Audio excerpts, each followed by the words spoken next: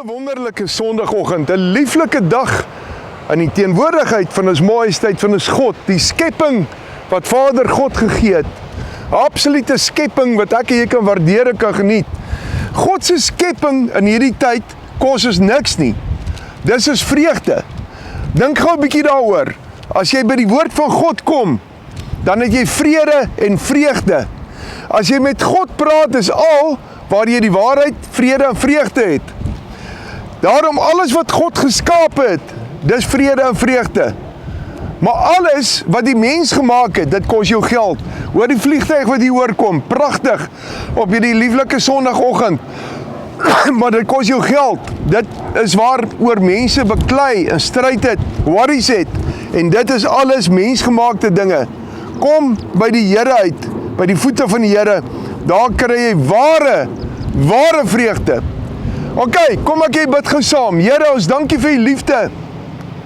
Elkeen wat na hierdie woord vandag luister, my Vader, jy het die natuur uit vanoggend. Gryp ons hierdie woord aan en ons wil dit uitlewe. Ons wil uitroep, Jesus is ons koning, is ons majesteit, ons alles.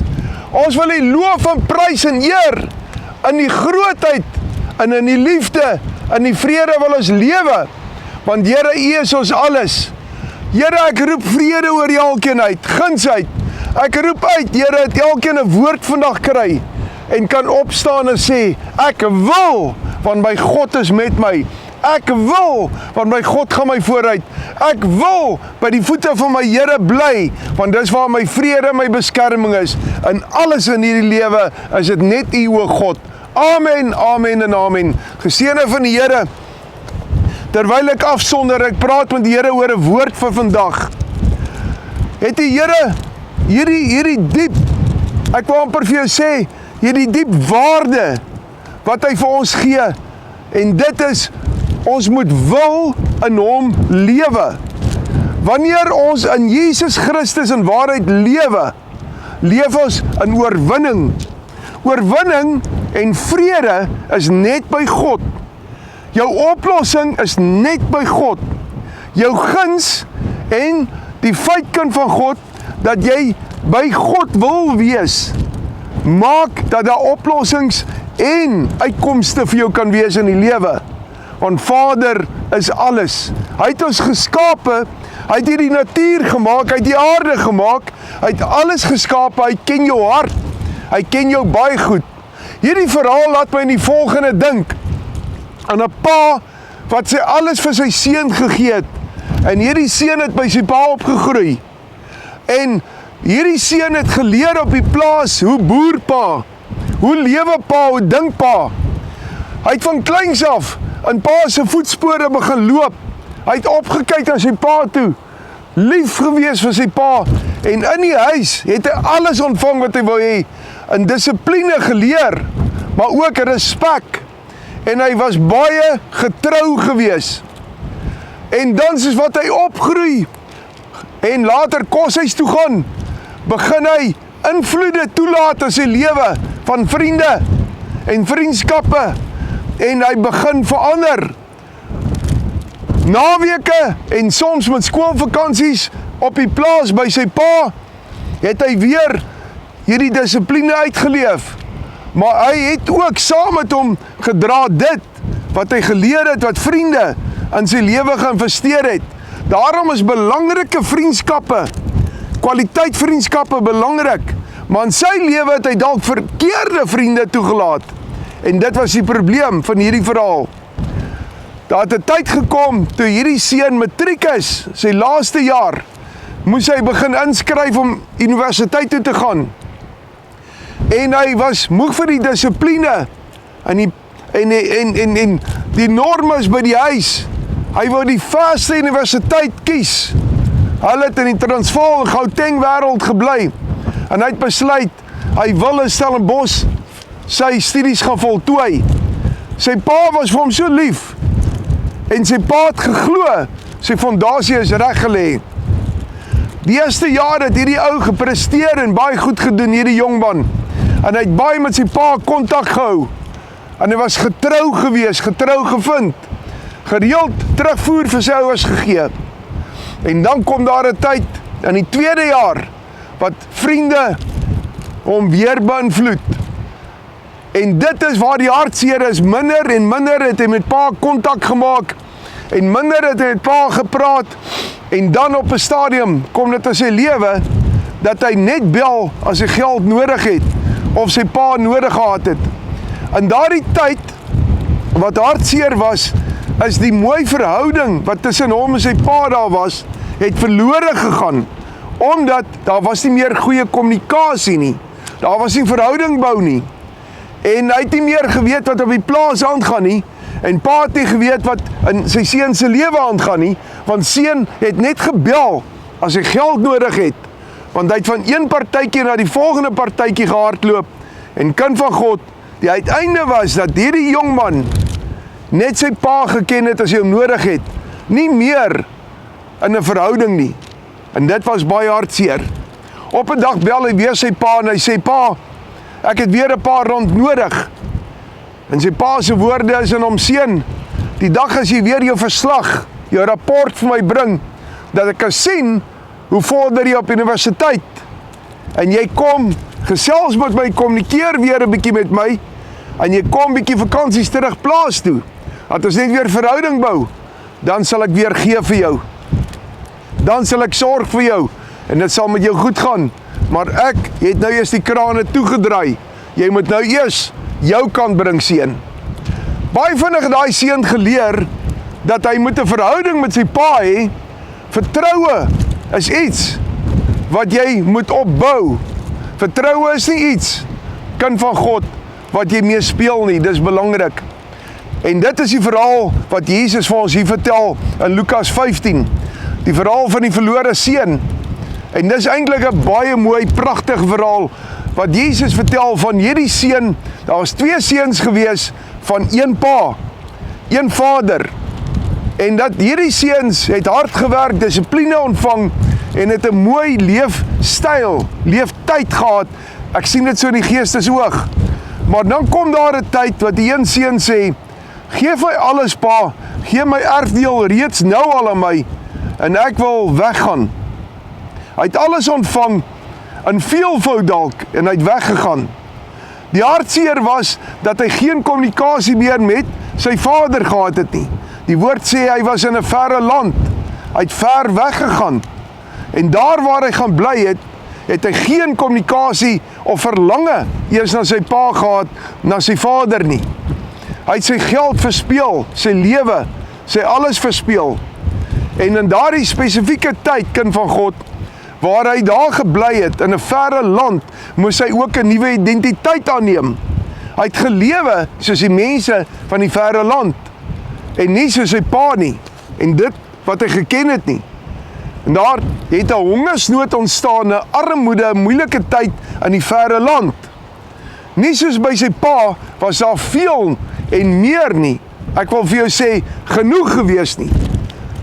Sy lewe het in bankrotskap ingegaan, geestelike diep bankrotskap, wat uitgespeel het in fisieke bankrotskap, deur hoerery, deur sonde, deur dit wat hy verkeerd gedoen het, deur die verkeerde wil wat hy gehad het.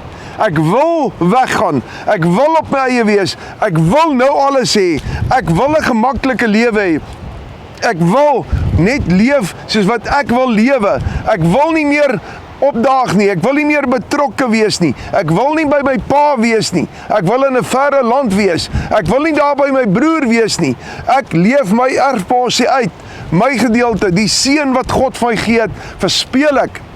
Maar daar het 'n dag gekom wat hy besef, dat hy niks meer besit nie, en al wat hy kan doen, hy moet sy standaarde verlaag, verskriklik verlaag. Hy het nie meer daai tipe standaard gehad, van 'n ware kind van God, toe hy by sy vader was nie. Hy was weg van sy vader af. Sy standaard het geval, sy lewenskeuses het geval, hy het geen wil meer gehad nie, as gevolg van verkeerde keuses en 'n verkeerde wil. Dit het veroorsaak dat hy varke later moes oppas. In hierdie terme is varke sonde. Ons weet ook dat Jesus die duiwels uitgedryf het en hulle in varke geplaas het wat in die see in gestorm het. En dis wat hy moes oppas. varke wat onbeheers dalk was, wat pele gevreet het. En hy self kon nie eens 'n peel eet nie. Hy was honger, hy was arm, hy was verlore. En dan, die hartseer van alles is, hy het niemand gehad wat hom gehelp het of wou help nie, in die verre land nie. Maar dan gebeur die volgende, hy kry sy wil terug. En sy wil was, ek sal teruggaan na my vader toe. Sy wil was sterker as die omstandighede. Sy wil was, al sal ek net 'n diensknegt wees by my pa, ek gaan terug na hom toe, want by my vader is daar oorvloed. Hy kyk selfs na sy diensknegte. Hy kyk selfs na hulle wat vir hom werk. Hoeveel te meer nie na sy seun nie, maar ek sal gaan as 'n diensknegt, nie meer as sy seun nie. Luister baie mooi, wat beteken dit? Sy wil het gemaak dat hy opgestaan het en gesê het, ek bely, ek maak klaar, ek gaan terug na my vader toe. Toe hy op hierdie roete was miskien 'n lang pad, want dit was 'n verre land, kon nie maklik wees nie. Ek weet nie hoeveel mense het hy op hierdie pad ontmoet, wat besig was om weg te loop nie, wat hy dalk kon keer en sê, moenie na hierdie verre land toe gaan nie, dis ellende, gaan terug na julle vader toe, keer terug na julle vader toe, maar ek weet nie wat sy geselskap en roete op was nie, ek weet net, hy het teruggekeer, en die boodskappers het hom gesien, en na sy vader gehardloop en gesê, jou seun is op pad terug. Die beste nuus, die goeie nuus, en die vader het hom tegemoet gehardloop, gegryp, met soveel liefde, gesê, my seun, jy het teruggekom, hoe wonderlik is dit nie, en hy sê, bring vir my seun 'n nuwe kleed, hy trek hom skoon aan, die ou vuil kleed, die ou verlorendheid, die verkeerde keuses, gooi is af, die verre land, wat nog ryk aan hom, gooi is af, plaas in hom, 'n goue ring, daardie ring, beteken, daardie ring, wat van my, is ek gee weer vir jou autoriteit, nog meer, nuwe skoene, dat jy nuwe weer kan loop, die ou wee, die ou foute, die ou spore, is uitgewas, dis verby, weet jy wat het hier gebeur, afgesien van die vetgemaakte kalf, die joy, die fees, omdat jy teruggekom het, kom vader en hy sê vir jou, jy dink baie keer dis vader wat jou wil straf, dis hoekom dit so met jou gaan, hoekom jy altyd finansiële probleme het, hoekom jy altyd moet sukkel, hoekom jy moet varke in jou lewe altyd oppas, hoekom jy altyd in jou huis chaos het, hoekom jy sukkel dalk in jou lewensomstandighede, hoekom daar soveel aanslae in jou gedagtegang is, dis nie vader wat jou straf nie, dit was jou wil, om soms die verkeerde keuses te maak, en te ver van vader af te beweeg, in 'n verre land, en jy het 'n nuwe identiteit daar gekry, en jy het swaar begin kry saam met daardie verre land. Jou wil moet wees om by vader te bly, dan sal hy na jou kyk, hoor jy kind van God, dan sal hy na jou kyk. Hierdie seun het gesê, nee, ek is dit nie werd om die seun te wees, ek sal die diensknegt wees. Vader sê, al was jy in die verre land, bly jy nog my seun. Al is jy in die verre land, bly jy nog 'n Christen. Jy bly nog 'n kind van God. Die hartseer is net, dit gaan sleg met jou dan, want jy is ver vir jou vader af, en die uiteinde is, jy kan hel toe gaan as 'n Christen.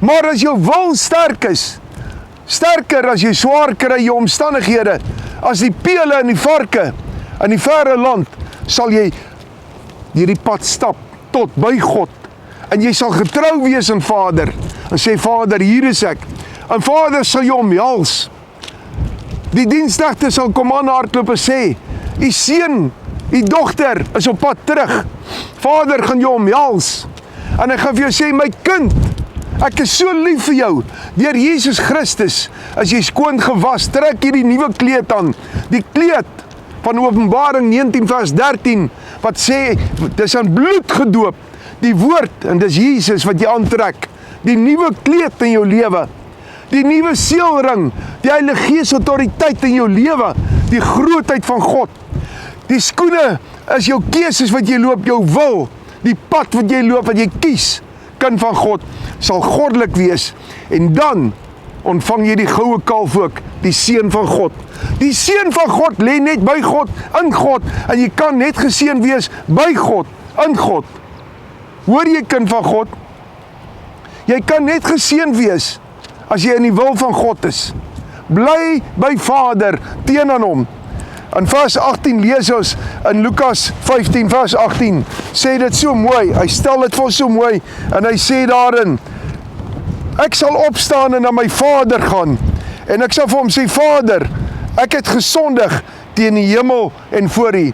Sondebelydenis, 1 Johannes 1 van vers 7 tot 9, vergewe God jou, maar jy gaan na jou Vader toe, jy stap hierdie pad, dit gaan alleen voel, want dit is 'n keuse wat jy gemaak het, dit is 'n alleen pad, maar ek sal hom volhard, want dit gaan oor God, en net God, en God alleen, dan sal dit met jou in jou huis goed gaan. Dis hoekom Josia gesê het, ek en my huis sal God dien.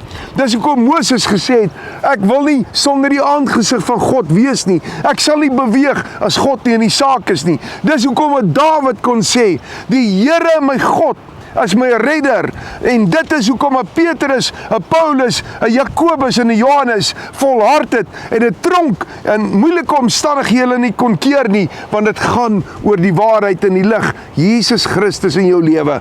Moenie ophou nie, bly volhard in die Here, want God is met jou. Kom ons sluit af, en dan wil ek net 'n kort minuut met jou praat. Here, dankie vir die woord. Versterk ons op hierdie Sondag. Versterk ons op hierdie dag, dat ons nie sal opgee nie, maar sal volhard.